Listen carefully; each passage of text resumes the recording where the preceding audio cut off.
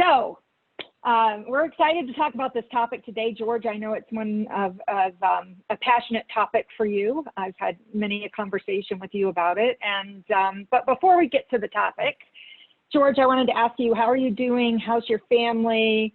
How have you been surviving there in Atlanta? All good. We're on lockdown and just trying to rationalize staying in the house constantly. However, it's 96 degrees out, so nobody's in a rush to get out there. Thanks for asking. Yeah, you're welcome. You're welcome. Yeah, that's hot. Oof. Yeah. Elise, how about you? How about you? We're doing all right. We're doing good. Texas is, obviously a hot spot right now. I don't know that we really ever left the house. And we do have mandatory face masks in Texas, which I think is actually pretty good, just because we want to make sure that we're safe and responsible for not just ourselves, but for everybody around us. For us, our big news is we're taking Hannah back to college next week. So I think we're a little bit nervous. I know that Hannah's college has put together quite a bit of guidelines for their safety. So we'll see. I think she and her friends have an over and under on how long it's going to take before they switch to virtual, and Hannah's back to Texas. So we'll see what happens next week. Yeah. What's her bet? Did she have a bet? Oh, yes. So she actually thinks before Halloween, she'll be back home. So we'll see. Well, she likes Halloween, right? So yeah. Yeah. Okay. Cool. Well, let's get on to the topic. And George, I want to direct this first question to you. There have been a lot of misconceptions, I think, industry-wide on what is attribute-based selling. And I think you explain it one of the best ways I've ever heard. So could you explain to us what this is? Sure. And, I think there's, whenever there's a change coming, there are people who are invested in making the change, and then there are people that are invested in having nobody make the change. And that latter group tends to try and sow a lot of uncertainty and doubt. So first, I think we should get a little bit of nomenclature out of the way. You might hear it described as attribute-based shopping, attribute-based selling, and attribute-based pricing. They all refer to basically the same thing. The attribute-based shopping is from the guest perspective, selling from the hotel's perspective, and pricing, obviously, from the revenue managers who pretty much run the world. So if I had to describe what it is, I'd want to take two shots at it. One is a straight up definition from the guest's point of view. And at Hudson Crossing, we always start with the ultimate customer's point of view because that's the one that really matters. Everybody else is subsidiary to that. And I would say that ABS, from a customer's perspective, a guest perspective, is defining your products and allowing your guests to shop by selecting attributes of a room experience rather than shopping these pre-bundled room type and rate plan combinations that are the way that we store the data in the PMS and the CRS and so on and so forth. And there's no real fault to be found with the way that we do that. I think if you go back to the 50s when the first GDS popped out, they were oriented toward airlines, of course. And when we wanted to put hotel content in them, we needed to have a data model that would be effectively communicated to the GDS. And so, having something that had a fixed room type component and a variable rate plan component seemed like a really good way to do it. And it's been very workable. It's just not optimal, and it doesn't fit with the way that people shop today. So for the second definition, I think I'd like to use an example, one that's food related so that everybody can understand it. And so I picked one from the legendary Stratford Pub, which is a mile down from my house. I went down to copped one of their menus, and they have a burger bar, which is just the best example of attribute-based shopping. At the Stratford, you can get, for the bun attribute, you can have 3 choices. For the burger type attribute, 4 choices. burger temp 4, cheese 5, lettuce, tomatoes, pickles, blah, blah, blah. Now, everybody's gone in and ordered a burger someplace, and you know how it works. But if you add up all the different combinations of attributes for those burgers, you come up with 61,440 different options.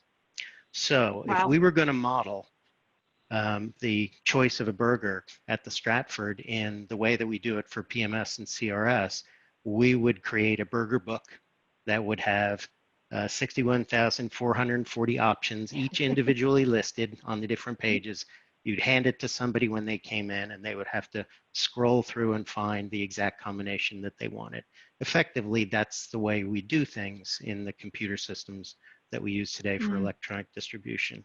Of course, when I go in, I say burger medium rare, cheddar cheese, lettuce, tomato, and pickles. And in 5 seconds, I've replaced that scanning of 61,000 different options with an exact description of what I want. And people intuitively understand what it means to order something and break it down into pieces. And, you know, anytime you order any kind of food, anytime you order any kind of anything, you're generally either building it from the ground up, or again, the genius of the Stratford pub, they don't insist that you build it from the ground up. They also have preset bundles. So you might want to get the cowboy burger, which has barbecue sauce and horseradish and cheddar cheese and whatnot. Or you might want to start with the cowboy burger and take out the cheddar cheese and put in American cheese or something like that. So the idea there is that, again, perfectly in keeping with the misinformation around ABS, and many of these the people who want to sow fear, uncertainty, and doubt will tell you, oh, nobody's going to go in and pick a room from the ground up and say, I want a window, or do I want a window that closes, or do I want a door that opens? It's ridiculous. You know, none of those things would ever be made into attributes to begin with. Right. You'll start with the important things like the bun and the burger and so forth. You can start with preset bundles, and we fully expect that that's the way ABS will first come out of the gate. And the other piece of genius that the Stratford has is they also separate out the attributes from ancillaries. The ancillaries in this case being French fries, onion rings, a drink, something like that, that's not part of the burger experience per se, but it's attached to it. And we have the same thing in the hotel world. We have attributes, which are things like the size of the room, whether it has a particular view, whether it has a balcony, bedding type, things that are specific to a physical room.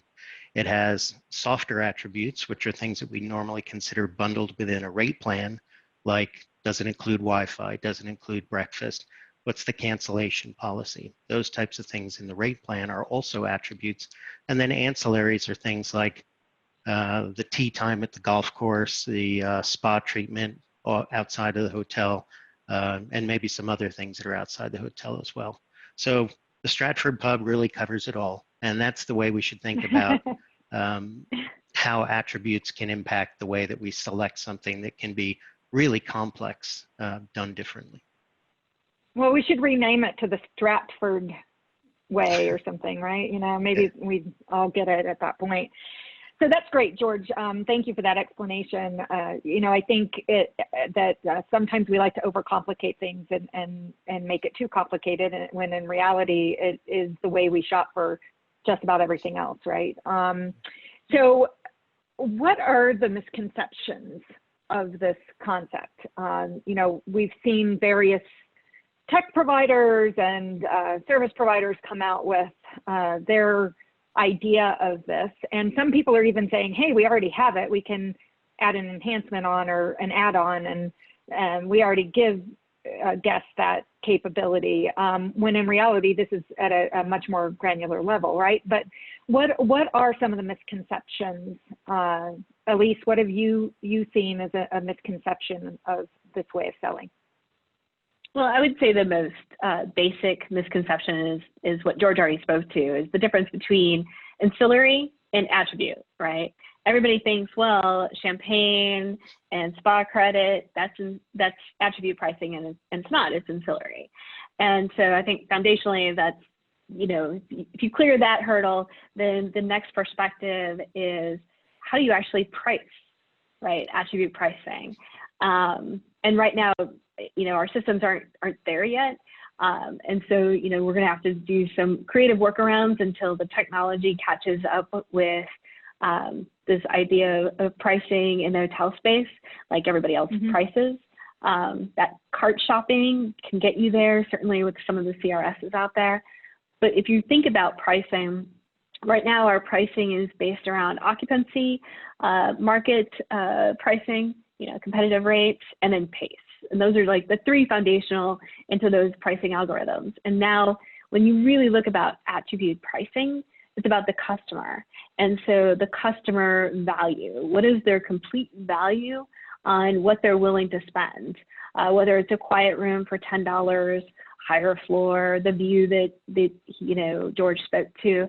There's a lot of soft goods that we could actually start to capitalize on now, but inherently we're going to have to actually review the way we price, like holistically. It's going to change, and so I think for revenue management to make that leap, they're going to have to really think differently than we've traditionally thought of before. So, and it's really about customer satisfaction. And I think one of the challenges for us would certainly be delivering on those promises. So, and we're in the hospitality business, we want to do the right thing. So I think, strategically we're there. As an industry, we should be able to deliver. But I do think that understanding what it is and then how to price into it are two of our biggest challenges.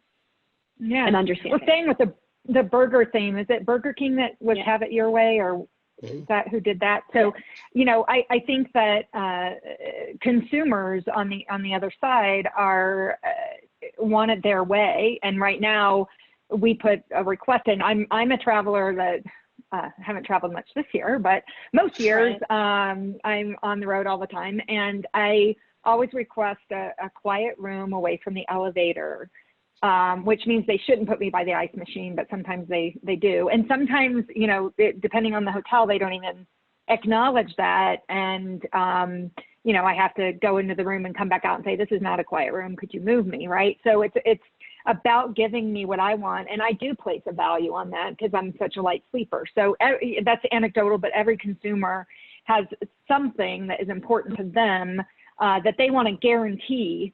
And so that said, why can't we get there right now? I think there are this is a fundamental change to how hotels do things, but what's standing in the way right now of us moving down that path? George? Well, I would say there's nothing standing in the way of getting started. And there's, again, there's a big difference between getting started and having a complete end-to-end ABS implementation. So a full ABS implementation means that not only is your CRS ABS ready and have a attribute model, your PMS may have to, depending on how you use it. Your RMS would certainly have to be able to price at the attribute level, and you'd probably want to have at least a CRM system that is aware of how attributes work, just so that you can craft those custom bundles.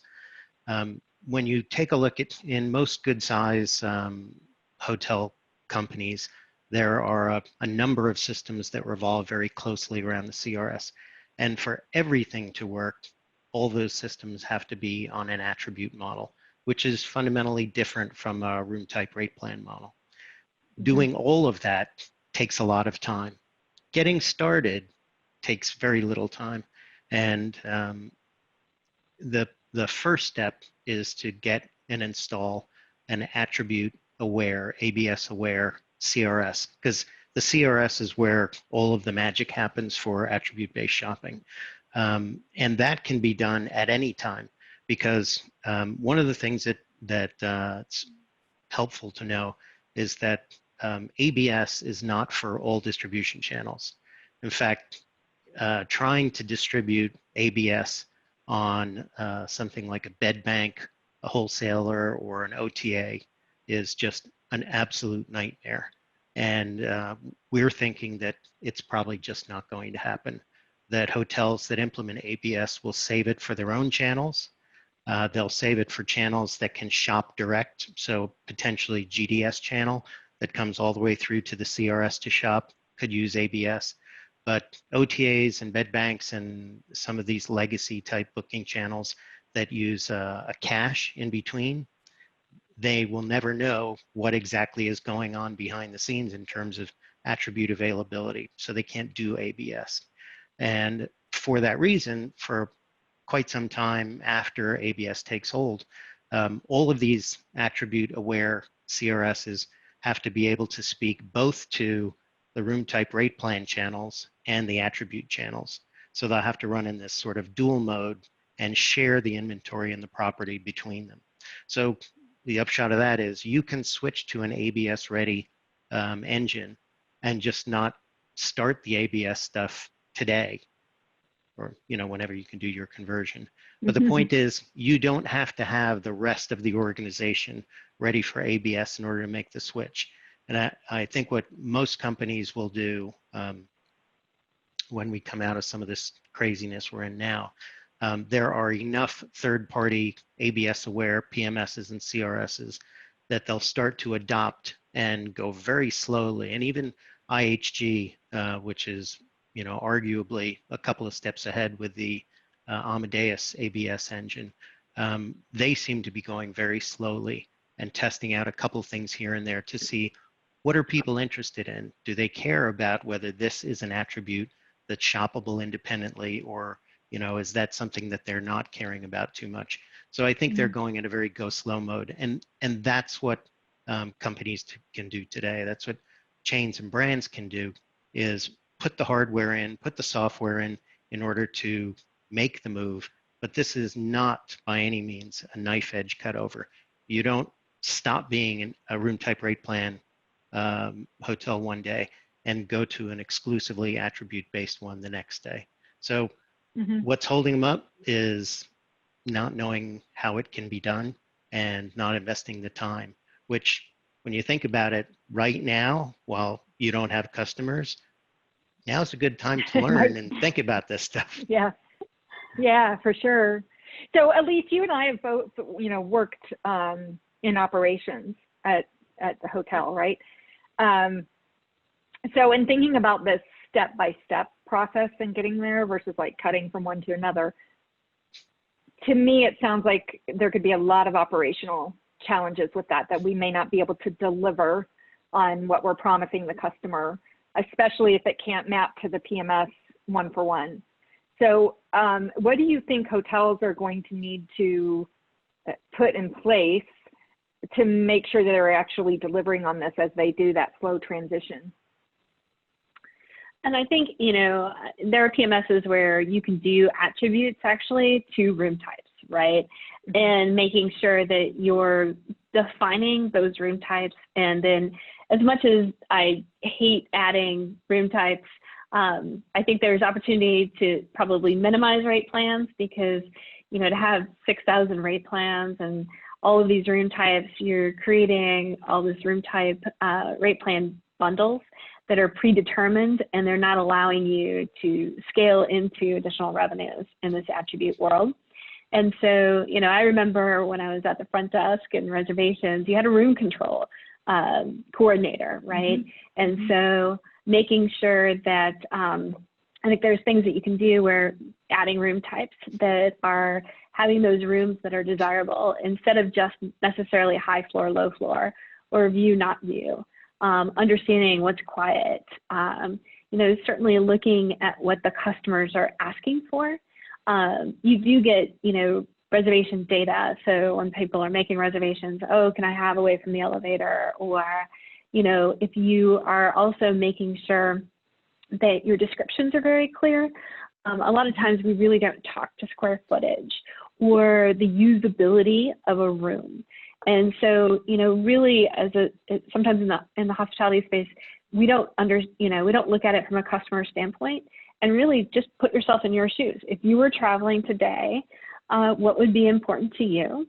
And then crafting content probably adding room types, understanding guaranteeing versus request, and then making sure, that, even hiring that one person who's putting together and pre-blocking the reservations as they come across instead of waiting until the day of, then, that giving that, continued customer experience that's positive is something you can market to. And then that gives you an edge. And right now in a world where there's a lot of empty rooms and there's a lot of competition.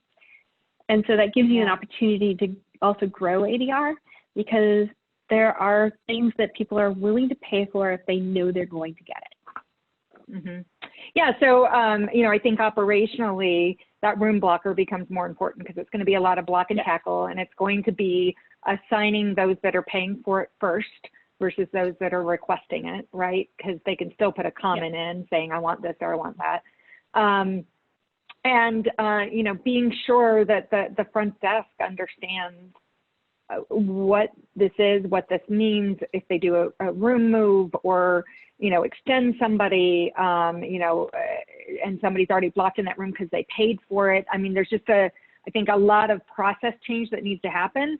But, we've done this for years when certain things have been introduced, a new program like Virtuoso, and you have all these additives to it, and you have to make sure it's blocked and tackled and upgraded, and the wine's in the room, and they got their $100 credit and all of that. I mean, we launch these types of things on a regular basis, not necessarily mass across the hotel, for everyone checking in, but it's not something that's insurmountable. It's something though that needs a plan.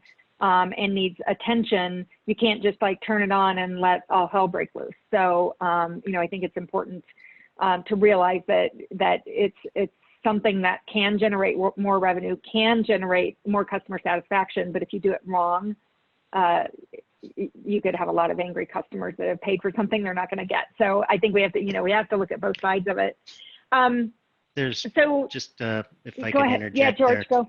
Absolutely. Good news, bad news on that topic. One of the most sophisticated and hardest to actually design components for an ABS system is dynamic room assignment. So actually, if you are in the throes of real ABS and you're actually out selling this stuff, you have to turn over room assignment to the system, and it will keep track of all the inventory of which rooms have which attributes and dynamically do that shuffling for you. Because if you had to do that manually with everybody buying by the attribute and things no longer being on request, but actually I paid for that quiet room, now I want that quiet room, it would drive you nuts. So I agree with you, but in order to make this really work, especially at scale, and especially as you get closer to check-in days, you're gonna have to give up control over room assignment and let the system do that for you. It's a really tough problem to solve. Until we have this system, though, we have to start somewhere. Yeah. Now, George, do you know of systems out there on the PMS side that are already selling in this manner? My understanding is that Muse and I think it's pronounced Apollio are attribute models. On the CRS side, Amadeus has the largest and most sophisticated one. And there are a couple others that, for reasons I don't understand, we know that there are two other fairly high-powered CRSs that are attribute aware and ready to go, but they put us under NDA. We're not allowed to tell you who they are. So there are a number of systems out there that actually have this capability, and they know about the complexity of the dynamic room assignments. I think that's actually going to be one of the big selling points that they're going to use is the performance of their dynamic room assignments, because you can imagine how well it manages that stuff is going to be a big impact on revenues overall. Yeah, for sure. I saw a question come in, a couple of questions come in from the audience here. Let's see. So, two questions. What are the more common items you see being realistic to sell, and how would this work into oversell ideas? Elise, so, you or me? What are the most common items, and how would it work with oversell? I certainly would say that the most common items are going to be around the room, right? And so the inventory itself. And then as George spoke to, obviously cancellation fees, early arrivals, late checkouts, things like that. Those are things that you can easily, even, launch now. Cancellation policy is a little bit tricky just because right now everybody's pretty flexible on cancellation. For overselling, right. I think, until you're comfortable and you've got a system in place where you are, absolutely, and that's why right now that hybrid approach, not everything is going to be sold on a hybrid, right?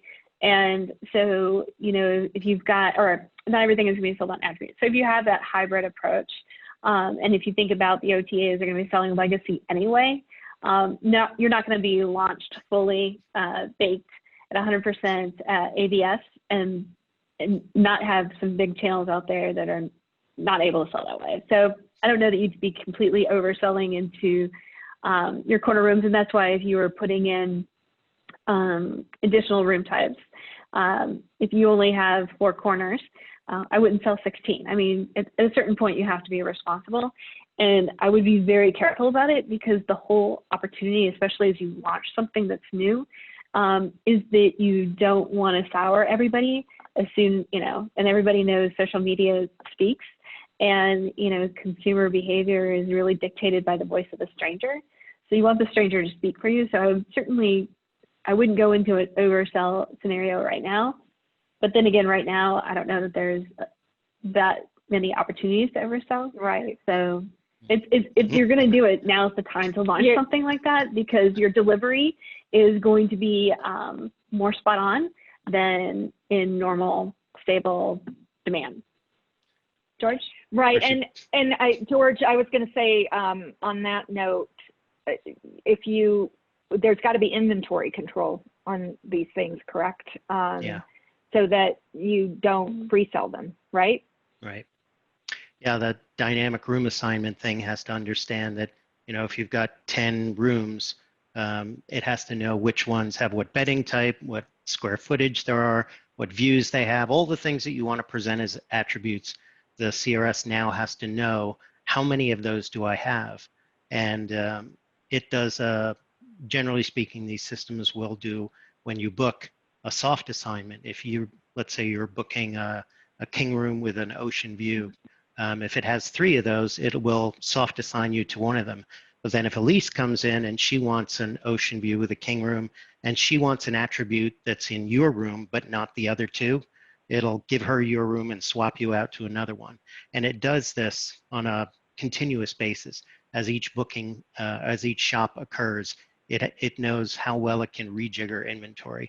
And so it's this massive optimization problem, which is going to be great for the people who really get into optimization. But just going back to the question, I agree with Elise. I think the attributes that people market are going to depend on the property.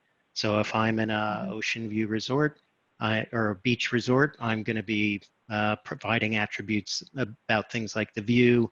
It might be the floor because of the view, the size of the room, whether it has a balcony so you can sit out there and get the spray on your face. It'll be the things that people most value at that property. You'll always have soft attributes like inclusions for Wi-Fi and breakfast, parking, beach passes, all those kinds of things that you really don't have to inventory. You could just free sell them. And cancellation, again, I agree, Elise, cancellation is not something that you have to focus on now. But when we get back to normalcy, I'm sure you will be happy to sell anybody a cancellation fee of their whatever they want for the price. And, we'll have to figure out how that works. And on overbooking, it's just like everything else. We need to get some experience on how things drop out when somebody cancels a booking and what that implies for the inventory of attributes. And again, that room optimizer, that room assignment optimizer is going to have to be very effective at handling things like cancellations and overbookings. But that's, that's for the RMS guys to handle as well. So, so looking towards recovery, right? So how do you guys see this impacting the hospitality industry's long-term recovery? And I want to put a caveat on that. I'm in a couple of hospitality groups, and for the people who are still working, guests are getting really, they're not often being very nice right now. They're getting really frustrated with the fact that maybe the restaurant isn't open at its full hours, or there's no poolside service or daily housekeeping, or whatever, and guests are getting angry about it. As we move into recovery, timing wise, is this the right time to introduce something like this when people are going to be like, why are you gouging me? We're just coming out of COVID or whatever. And they might look at it that way, even though it's a better end experience for them. That how do we train the consumer around this is a better option for you, and how does it become part of our long-term recovery? Elise, what do you think? So, well, I think it's interesting. This was, if you look at the last downturn, the economic downturn, that was when the airlines decided to unbundle their fares, right, and their fees. So it was interesting. I was looking at some statistics. In 2007, domestic airlines generated $324 million on baggage. And by 2009, because they went to first bag checked and so on and so forth, it was a $2.7 billion revenue stream. Now, there was a lot, and there still is a lot of pushback. Unfortunately, now we're just, used to it, right? And I think, in our industry, we want to make sure that we don't discuss it as unbundling, because, that's like the cuss word in, with our guests. But I do think that there's opportunities to use it as a positive. So right now, and we do in our industry also have a problem with amenity creep, right? So instead of, we see somebody else, oh, they include breakfast. Now everybody's going to include breakfast. And then we didn't raise our rates. We just, added our costs and reduced our profitability. So, it would take slow steps and say, are there things that we can start guaranteeing, whether it's that quiet room. A lot of the hotels do views. But I think, again, being more specific and looking at your room types or your inventory and saying, is there things that I can do when guests are staying, close to the elevator, away from the elevator? Those are, just baby steps. That's not saying I'm going to, nickel and dime the guest for every charge like people feel like when they fly. But it is an opportunity to say, you're going to guarantee what you want. We're helping you take your experience and your journey, staying in our property and traveling when, it's so difficult to do so. And we're giving you everything you expect. And, and closing that marketing loop is, again, training at the front desk and telling the guests when they're checking in, oh, we've given you this room 505, everything that you requested is there. And, that I think starts, easing people into the fact that the pool isn't open or a restaurant, but it starts you off on a very positive foot, that something is in their control. And I think even today, more important than any other time period in selling rooms is, right now, I think people are frustrated because they have no control. They don't know what to expect. They can't go where they want. They can't do what they want. They can't, visit who they want. And so if you were to go into a hotel experience and control what you wanted to do and how you wanted to stay, and know that it was delivered to you as expected, is actually a pretty big deal.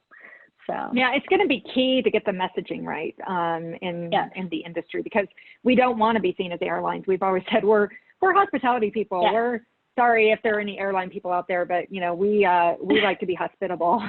So it's important that we get that message right, because it is a have it your way. It is you're in control.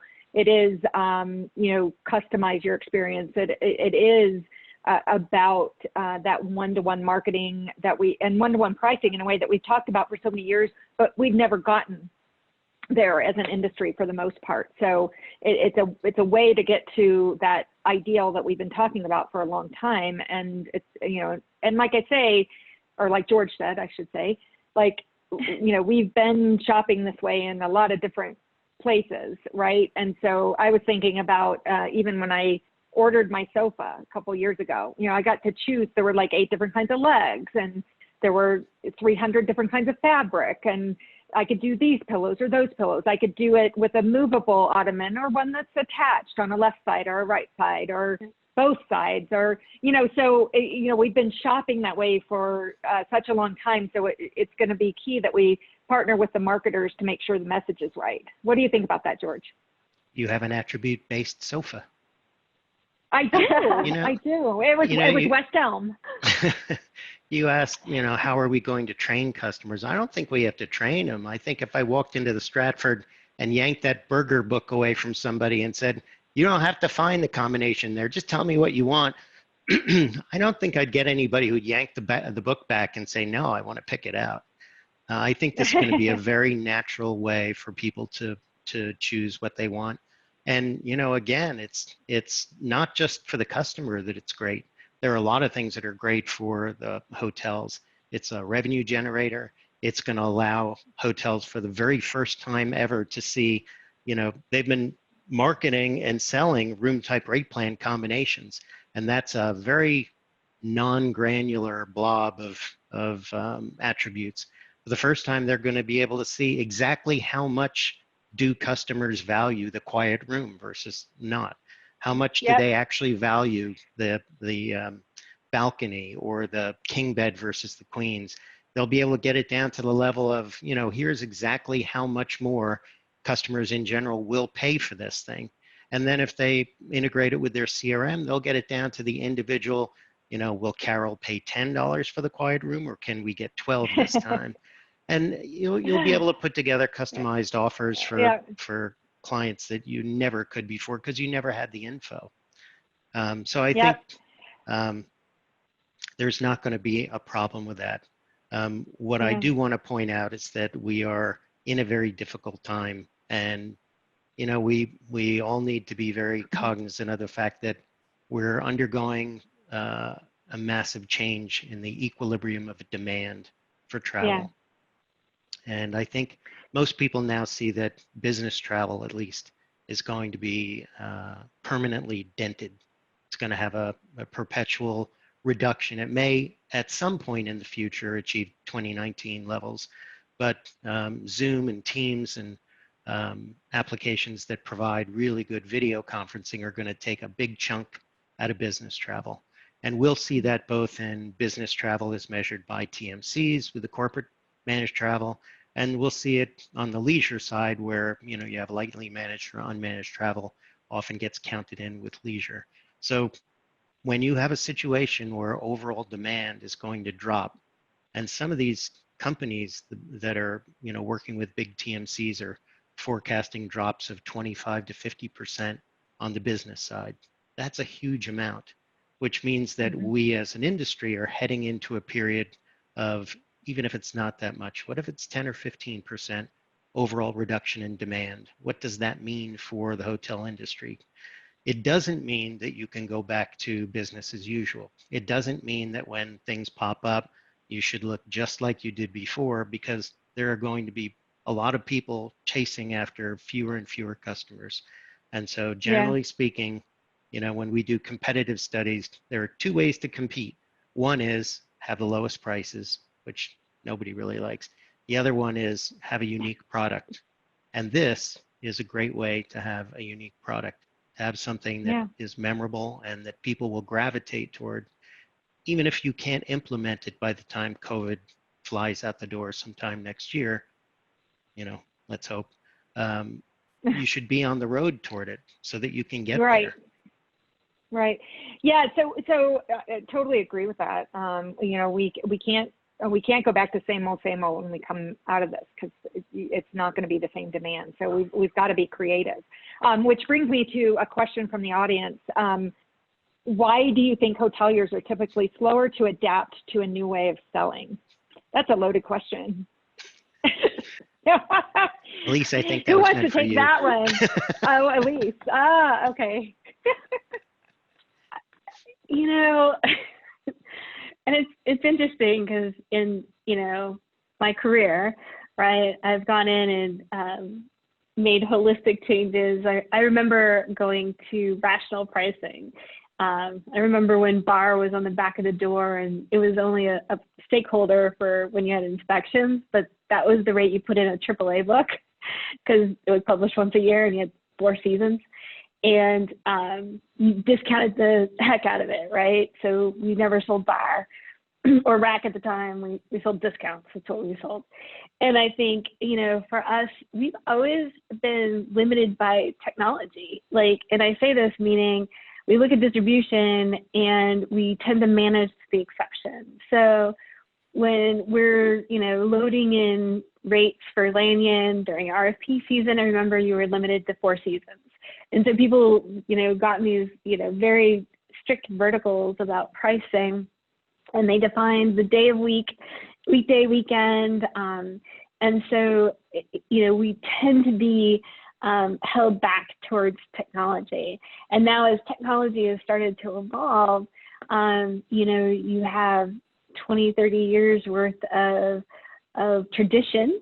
And, you know, and also, you know, when you look at how this pricing would evolve for attribute pricing, it's so different than what we're used to.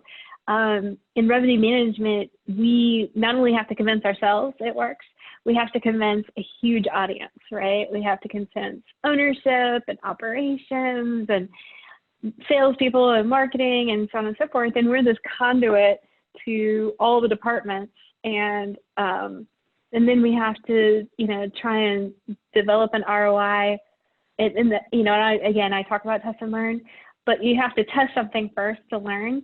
And a lot of people are like, well, if you can't guarantee revenue up front, then let's not launch it. And so I think there's a lot of people in revenue management that we respond to or that we're responsible to. And revenue isn't just our, you know, revenue management isn't the only team responsible for revenue. Everybody owns revenue. And so, you know, sometimes you have a lot of people that you have to convince, and that there's a lot of people who are very traditional. And so if they haven't seen it done every day, then they're just not going to want to do it. And so I think you have to be very articulate, and not just about an idea, like it's a unicorn and rainbows. You really have to be able to put it to math. And sometimes you want data, Elise? I want data. And I think data doesn't lie. And so people don't understand how to speak to data.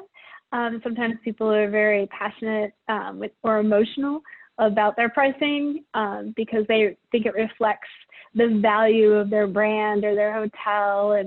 And you know, pricing is only as good as the people who are going to buy it. And sometimes ownership and management doesn't understand that, or doesn't necessarily going to be flexible to it.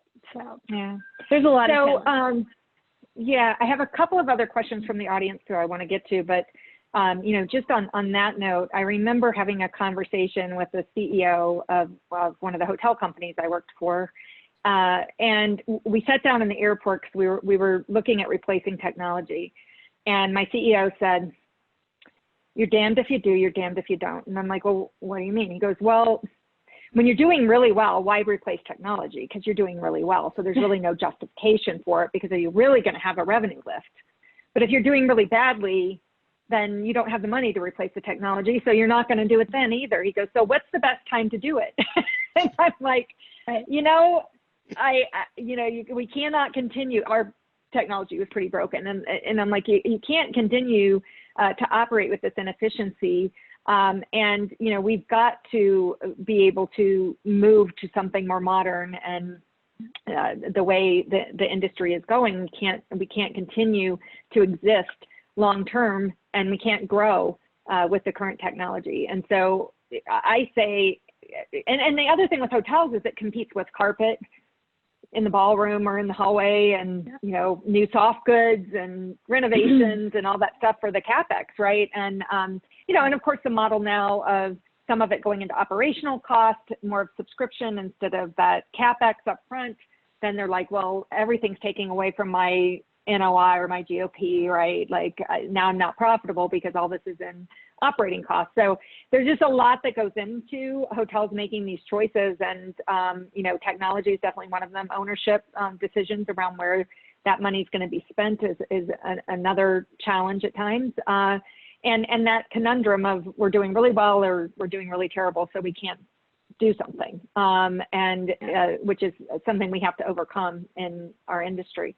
So I want to go. I did see some more come in here. So a question here, can we do some of this with improved descriptions? I think of trainings where the same description could describe a room at Days Inn to Ritz-Carlton. Yeah, that's rough. Oversized rooms, upgraded linens and amenities, 54-inch TV, etc. What can we do with descriptions? And I'd like to add to that one of the challenges I see with that is like it would be hard to have that many room types, right? So making it more simple for the guests. But yeah, can we do some of it with description? What do you think, George? That's a tough question. The theoretical answer is yes. What you could do is if you wanted to test just, a few attributes, like you said, you could create different rate plans for all combinations of those attributes. And then you could, as some hoteliers have done, let's say you wanted to do it for bedding type. You could create a bunch of a bunch of room types that were the same except for the bedding type, which changed, and then match them up with all possible rate plans that match with them, and offer bedding type as like a drop down. You wouldn't offer it as a shopping cart because it would be the only thing you could put in your cart, which would be a little crazy. But you could offer it as an option. Show me all the things that are just king rooms. It's not that much different from what we have today, where you do a fetch and get all the applicable room type rate plan combos. Then you have to go through and filter out all the ones that had the bedding type that the customer wanted. So yes, you could use it in a very limited way to do just a couple of attributes, maybe just to see what sort of price sensitivity they had. It would kind of be a manual hack. Yeah, it would be a very manual hack, and it would cause a lot of extra work to be done. It also multiplies out the number of room type rate plan combinations you have in the CRS. So we had a client who asked us about doing something like that just to test 3 attributes. And it turned out that they would have to multiply the number of room type rate plan combos by you can't imagine how quickly this stuff scales up, because you're talking about, I mean, just look at the burger. Who would look at a burger and think I've got 61,000 combinations, and just for those dozen or so attributes that we talked about? So when you think about rate plans, and we've had clients, I thought I was seeing the limit when I saw one client that had 19,000 rate plans. We've seen clients with 6 figures of rate plans matched up with all their different room types. And when you think about you're multiplying all those room types times all those rate plans, you get enormous numbers that then have to go into a database and be searched all the time. So the short answer is yes, it can be done on a very limited basis. I wouldn't recommend doing any more than 2 or 3 attributes and only a couple of combinations. But say it tells you that Carol's quiet room is worth $10 on average. Now what? You can't really take it any further. So a question on that then, to further that a bit, is in looking towards this, the steps that we can take now to get ready, if we're not in the environment yet where we can do it, right? So is there a way to partner with marketing to determine the demand for certain requests? Because a lot of those requests now will go into comments or go into a special request code, and they may go over into our CRM system. So what could we do to determine, what are the first 5 things we need to launch, or the first 10 things we need to launch? And I know some of it's related to product, right? but is there a way to partner with marketing with the data we already have to figure that out, Elise? I think obviously, search criteria is there. There's opportunity to understand what the guests are searching for. I think, certainly your call center, they hear the voice of the customer real time, and really being able to have them document the data as well. And then I would test and learn, right? Again, I talk about that all the time, but launch is, and as George, mentioned, there's, do a couple of attributes at a time. If you launch the quiet room and nobody cares, well, then I'd pull that back and try something else. What the open rate is, if it's on an e-blast or if it's social media. And then, again, I really think this is an opportunity for hotels to utilize this with your book direct strategy. Again, other distribution channels cannot distribute this and can't sell this way. This gives you a leg up, right? And again, I would look at social media, talk to marketing, how do you, launch it on your website, promote it, and see if people buy it. If they don't buy it, then there's something else that people care about.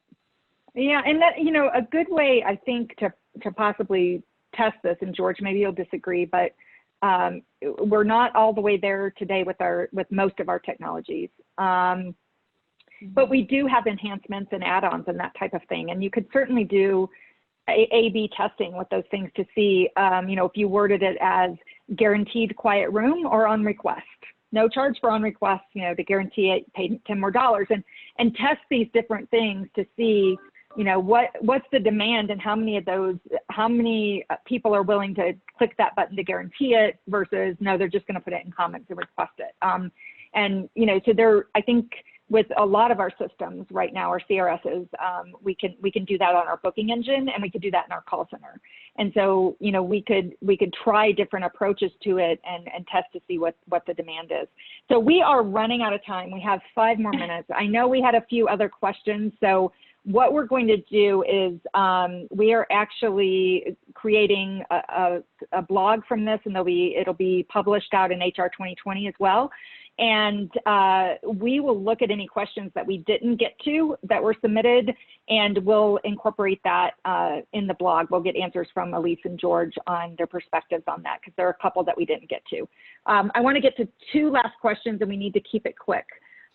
So is anyone doing this well, George, today? I think the leader probably has to be Amadeus. They have really thought through all of the different issues that arise with this.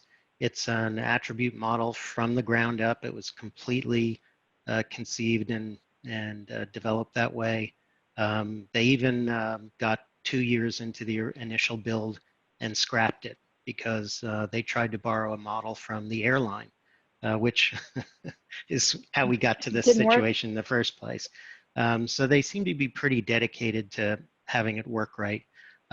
The issue there is that application is designed for very large chains with multiple brands. And, so it's a heavy application. I think that there are a couple of others waiting in the wings to come out. One in particular, I think, has a lot of promise. They were going to announce it ITB this year, and we know what happened there. So I don't know when they're going to come out.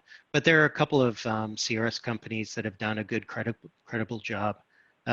There's one, again, I would just like to echo what Elise said about attributes and ancillaries are 2 different things. There is one, big CRS company that's bought into attribute-based, that's bought into ancillary selling very heavily. So when you're shopping around for your CRS, be sure that you're talking about something that's an attribute model, not just TravelClick could sell you ancillaries. They could put the box of chocolates or the bottle of wine on your bed, 15, 20 years ago. That's nothing new, even if you supercharge that capability. It's not the same thing as a shopping cart for the attributes of your property's rooms. So there are a couple. I think we're sort of getting toward the critical mass. And again, I just want to emphasize, you don't have to, it's not a binary condition where you switch to an attribute-ready CRS, and all of a sudden you're in the thick of ABS. You could switch to one of those CRSs and continue to operate as you do today without changes. But what that gives you is the ability to start thinking about which attributes do we want to engage first? How can we test? Yeah. And you can do it with an actual shopping cart model then. And you can carve off a certain, if you want to test it on 1% or 2% of your shoppers on your website, you can do that sort of thing. So it gives you a tremendous opportunity to learn and test. Yeah. And there is no substitute for, you can ask people and do whatever you want. There's no substitute for having that thing right in front of you with a price tag on it, and you have to make the decision, am I going to pay for it or not? That's the real rubber meeting test the road. and learn. Yeah. Yeah.